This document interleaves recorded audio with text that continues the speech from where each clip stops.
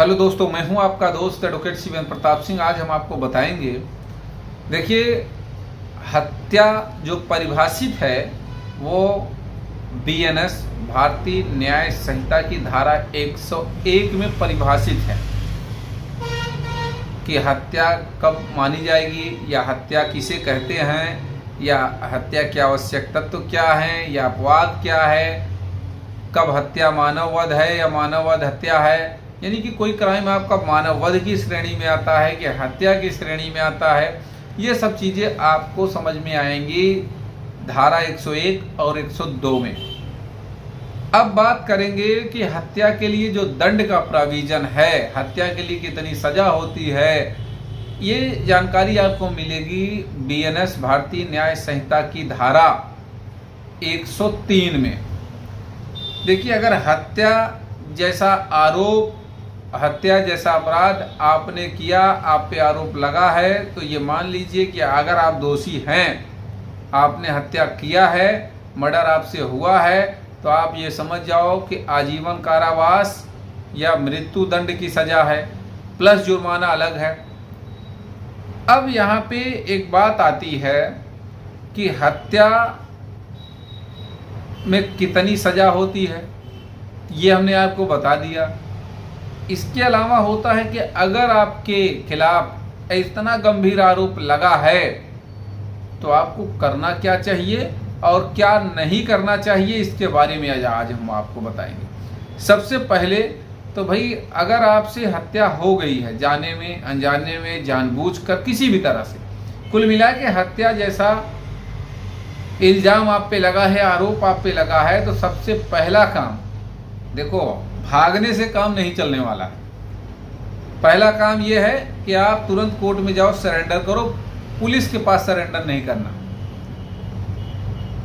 आप कोर्ट में जाके सरेंडर करो, जेल जाओ। दूसरा ये कि अगर इस तरह का अपराध है तो कुछ लोग सोचते हैं बेल देर में फाइल करें, चार्जशीट लग जाए वगैरह वगैरह, लेकिन जब आप जेल चले गए तो बेल आप तुरंत फाइल करिए। सेशन कोर्ट में जब बेल फाइल होगी वो रिजेक्ट होगी, यानी पहले चीफ जुडिशियल मजिस्ट्रेट के यहाँ होगी, सीजेएम कोर्ट में, सीजेएम कोर्ट के बाद आपका जो है सेशन में दाखिल होगी, सेशन के बाद आपकी हाई कोर्ट में फाइल होगी।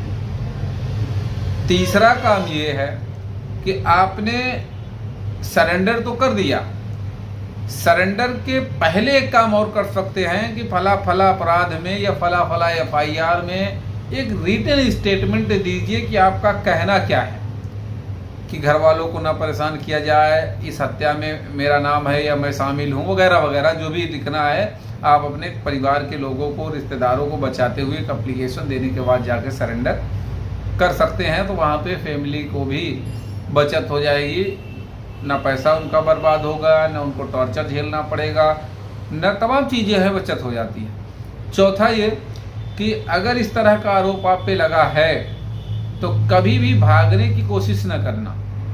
भागने का मतलब है कि गायब हो गए तो फिर समझ लो कि पूरे घर, रिश्तेदार, परिवार, सबकी हालत खराब कर देते हैं पुलिस वाले। तो इसलिए भागने का कोई मतलब नहीं, कोई रोल नहीं, भाग लोगे कितना भागोगे। पांचवा, अगर आपसे हत्या हुई है, हत्या का आरोप आप पे लगा है, तो आप जिन जिन लोगों से बात कर रहे हैं, समझो मोबाइल से, उनके लिए भी खतरा का ही है। तो इसलिए ज़्यादा कोशिश करो कि किसी से बात ना करो, नहीं ट्रैक करके तो जेल तुमको तो जाएगा, नहीं जाना पड़ेगा। साथ देने वालों को, सहयोग करने वालों को, शरण देने वालों को, तमाम चीज़ें हो जाती हैं, वो नुकसान होता है। अब बात करेंगे कि हत्या जैसा आरोप अगर आप पे लगा है तो आपको क्या नहीं करना चाहिए। देखिए, सबसे पहला काम आपको मैं बता दूं कि कभी भागने की कोशिश नहीं करनी चाहिए। दूसरा ये कि किन परिस्थितियों में आपसे हत्या हुई है, इसको भी उच्च अधिकारियों तक बात को पहुंचाना पड़ेगा। तीसरा ये कि आप किसी भी जान पहचान रिश्तेदार, नातेदार के यहाँ न रुकें, क्योंकि उसको भी खतरा हो जाएगा। आपके वजह से, यानी कि जिसने शरण दिया आपसे, जो बातचीत कर रहा है, तो उसको भी नुकसान आपके द्वारा हो जाएगा। चौथा ये कि जहाँ कहीं भी आप रुक रहे हैं, जहाँ कहीं भी आप रुक रहे हैं, ऐसी स्थिति में ध्यान ये रखना है कि आपको आपकी आइडेंटिटी को कोई ना जान पाए। पांचवा, आपको बेल फाइल करने में बिल्कुल भी देरी नहीं करनी चाहिए। छठवां, सरेंडर तो मेरे ख्याल से कोर्ट में करें, थाने में न करें, ये पहले भी मैंने